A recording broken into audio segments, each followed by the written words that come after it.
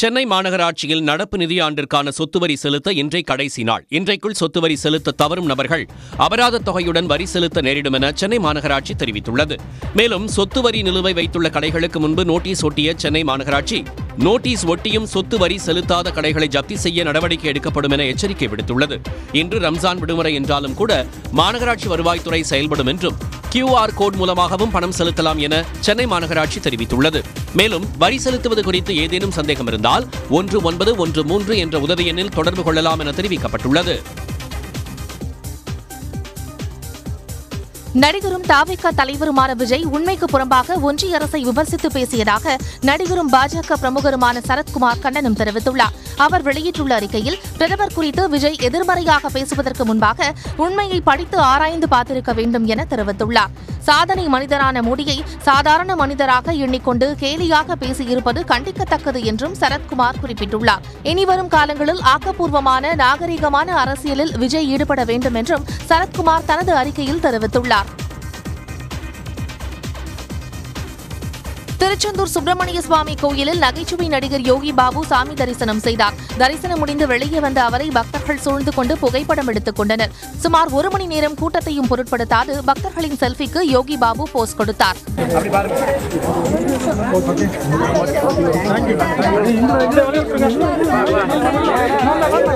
வெற்றிக்கு காரணம் முருகர் தாங்க. அப்புறம் நம்ம உழைப்பு தான். சரிங்களா, ரொம்ப எல்லாருமே நல்லா இருக்கணும், எல்லாரும் சந்தோஷமா இருக்கணும். போயிட்டு இருக்கோம். ஜெயிலர் 2, மூக்குத்தி அம்மன் 2, அப்புறம் சர்தார் 2, அப்புறம் விஜய் சார் போயிட்டு கண்டினியூ போயிட்டு தான் படம் போயிட்டார். புதுக்கோட்டை அருகே 15ஆம் நூற்றாண்டைச் சேர்ந்த பெருமாள் சிலை கண்டெடுக்கப்பட்டுள்ளது. அறந்தாங்கி அரசு கலைக்கல்லூரி தமிழ்துறை தலைவரும் தொல்லியல் வரலாற்று ஆய்வாளருமான முனைவர் காளிதாஸ் என்பவர் வடமலாப்பூர் பகுதியில் மேற்கொண்ட ஆய்வில் சிலையை கண்டெடுத்துள்ளார். நரசிம்மவர்ம பல்லவன் ஆட்சி செய்திருக்கிறார். அவருடைய காலம் கிபி 15-16ஆம் நூற்றாண்டு. இந்த 15-16ஆம் நூற்றாண்டில் இருக்கக்கூடிய சிலை அம்சம், அழகு இதெல்லாம் அதில் நிரம்பி கிடக்கிறது. இந்த சிலையை மாவட்ட நிர்வாகம் மீட்டெடுத்து அருங்காட்சியகத்தில் பாதுகாக்க வேண்டும் என அவர் வலியுறுத்தியுள்ளார். முன்கூட்டியே பாஸ் பெற்றவர்கள் மட்டும் கொடைக்கானலுக்குள் வர அனுமதி அளிக்கும் புதிய நடைமுறை நாளை அமலுக்கு வருகிறது. சோதனைச் சாவடிகளுக்கு வந்து பாஸ் பெறும் முறை நடைமுறையில் இருந்த நிலையில் இந்த புதிய உத்தரவை மாவட்ட ஆட்சியர் சரவணன் அறிவித்துள்ளார். வார நாட்களில் 4000 வாகனங்களுக்கும், வார இறுதி நாட்களில் 6000 வாகனங்களுக்கும் பாஸ் வழங்கப்பட உள்ளது. வார நாட்கள்ல, அதாவது மண்டேலிருந்து ஃப்ரைடே வரைக்கும் ஒவ்வொரு நாளும் 4000 வண்டி அப்படிங்கிறத சொல்லியிருக்கோம். அதுலயும் சில பேர் பாஸ் எடுத்துட்டு வரலன்னா அதை நம்ம கன்சிடர் பண்ணல, வரலன்னா அவங்க கூடுதல் பாஸ் கொடுக்கணும். நம்ம அதிகபட்சம் சிட்டிக்குள்ளார என்ட்ரி ஆகிறது 4000 வாகனங்கள் அப்படிங்கிறத சொல்லியிருக்கோம். வார இறுதி நாட்கள்ல அதிகபட்சம் ஒவ்வொரு நாளைக்கும் 6000 பாஸ்ல கொடுக்கணும். பாஸ்ல பொறுத்த வரைக்கும் பொதுமக்களும் சரி, சுற்றுலா பயணிகளும் ஒன்றும் பெரிய அளவில் அச்சப்பட வேண்டியது. பராமரிப்பு பணி காரணமாக தென்காசி செங்கோட்டை இடையேயான ரயில்கள் ஏப்ரல் 30ஆம் தேதி வரை ரத்து செய்யப்படுவதாக அறிவிக்கப்பட்டுள்ளது. மதுரை செங்கோட்டை பயணிகள் ரயில், செங்கோட்டை நெல்லை பயணிகள் ரயில் இரு மார்க்கத்திலும் தென்காசி செங்கோட்டை இடையே ரத்து செய்யப்படுகிறது. பராமரிப்பு பணிகள் நடைபெறுவதால் நாளை முதல் ஏப்ரல் 30ஆம் தேதி வரை ஞாயிற்றுக்கிழமைகளை தவிர்த்து மற்ற நாட்களில் ரயில்கள் ரத்து செய்யப்படுவதாக தெற்கு ரயில்வே அறிவித்துள்ளது. விழுப்புரம் பவர் ஹவுஸ் சாலையில் ஆக்கிரமிப்பு பகுதியில் கட்டிய மாரியம்மன் கோயிலை நீதிமன்ற உத்தரவின் பேரில் இடிக்க வந்த நகராட்சி ஊழியர்களை அப்பகுதி மக்கள் தடுத்து நிறுத்தி முற்றுகையிட்டனர். எங்களுக்கு கோயில் வேணும், மத்த கோயிலுக்கு போனா எங்களை ஜாதி வித்தியாசம் பாக்குறாங்க. ஆனா நாங்க எல்லாமே மண்ணா ஊத்திக்கிட்டு கொளுத்திக்கிற விருப்பம் நீங்க பண்ணுங்க. அதுக்கப்புறம் இடிங்க எங்களை ஜாதி வித்தியாசம். நாங்க ஆதிகாரத்துல கோயில் இருக்குது, இப்ப மட்டும் எப்படி சார் இடிப்பேன்னு சொல்லலாம். மே மாதம் இக்கோயிலுக்கு குடமுழுக்கு விழா நடத்தவுள்ள நிலையில் கோயிலை இடிக்க வேண்டாம் என கோரிக்கை விடுத்தனர். இதனால் தற்காலிகமாக இடிக்கும் பணி நிறுத்தப்பட்டது.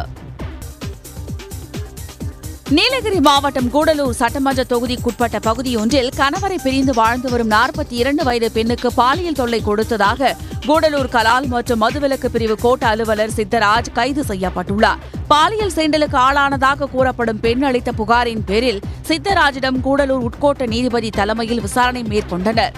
அதைத் தொடர்ந்து அவர் மீது வழக்கு தொடரப்பட்டுள்ளது. முன்பகை காரணமாக சிக்க வைக்கப்பட்டாரா என்ற கோணத்திலும் போலீசார் விசாரித்து வருகின்றனர். சில்லஹள்ளா நீரேற்று மின் நிலைய திட்டத்திற்கு எதிர்ப்பு தெரிவித்து உதகை அருகே மஞ்சூரில் 25 கிராம மக்கள் போராட்டத்தில் ஈடுபட்டனர். மின்சார உற்பத்திக்காக உதகை சில்லஹள்ளா ஆற்றின் குறுக்கே 2 தடுப்பணைகள் கட்ட திட்டமிடப்பட்டுள்ளது. இந்த திட்டம் கொண்டுவரப்பட்டால் விவசாய நிலங்கள் பாதிக்கப்படும் என்பதால் சில்லஹள்ளா நீர்மின் திட்டத்தை அரசு கைவிட வேண்டும் என பொதுமக்கள் கேட்டுக் கொண்டுள்ளனர். நிலம் வைத்திருக்கிறவர்களுக்கு விவசாய நிலம் போகுதுங்கிற எண்ணம் இல்லை. இது நம்ம எல்லாரும் வாழும் இடமே போகும், அந்த அளவுக்கு இருக்கிறது. போதைப் பொருள் கடத்தல் தடுப்பு, பெண் கல்வியின் முக்கியத்துவம் உள்ளிட்டவை தொடர்பாக கடலோர பகுதி மாணவர்களிடம் விழிப்புணர்வை ஏற்படுத்தும் CISF படையினரின் சைக்கிள் பேரணி தூத்துக்குடி வந்து சேர்ந்தது. இந்த படையினர் கிழக்கு கடற்கரை மாநிலங்கள் மற்றும் மேற்கு கடற்கரை மாநிலங்களில் சுமார் 6500 கிலோமீட்டர் தூரத்திற்கு சைக்கிள் பயணம் மேற்கொண்டுள்ளனர். இன்று கன்னியாகுமரியில் இந்த விழிப்புணர்வு சைக்கிள் பயணம் நிறைவடைகிறது. கோஸ்டல் ஏரியாவில் வந்து ஸ்மக்லிங் கேசஸ், அப்புறம் ட்ரக்ஸ் இதெல்லாம் வந்து இன்க்ரீஸ் ஆகிட்டு இருக்கு. நாங்கள் நிறைய ஃபிஷர்மேன் கம்யூனிட்டிஸ், அப்புறம் அங்கே இருக்கிற ஸ்கூல் காலேஜஸ் எல்லாத்தையும் வந்து மீட் பண்ணி பேசிட்டு இருக்கோம். உதகை அருகே உள்ள லவ்டேல் ரயில் நிலையத்தின் 117வது ஆண்டு விழா கோலாகலமாக கொண்டாடப்பட்டது. 1907ஆம் ஆண்டு கட்டப்பட்ட இந்த ரயில் நிலையத்தில் கேக் வெட்டியும் தோடர் பழங்குடியின மக்கள் பாரம்பரிய நடனமாடியும் கொண்டாடினர்.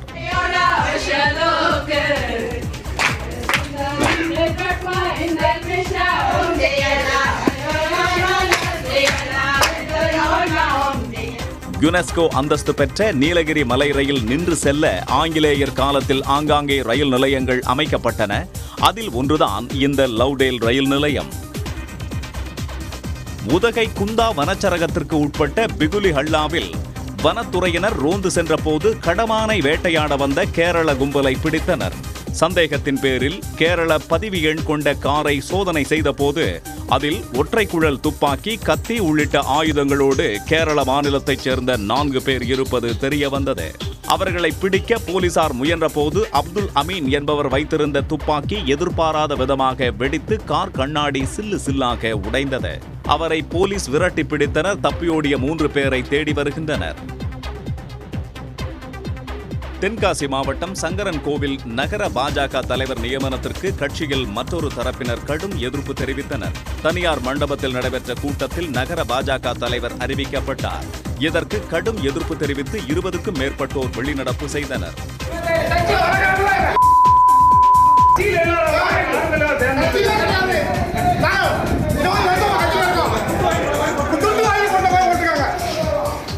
தொண்டர்களை புறக்கணித்துவிட்டு பணம் பெற்றுக்கொண்டு பொறுப்பாளர்களை அறிவிப்பதாகவும் அவர்கள் குற்றம் சாட்டினர். உடனுக்குடன் செய்திகளை தெரிந்து கொள்ள சன் நியூஸ் பெல் ஐகானை கிளிக் பண்ணுங்க.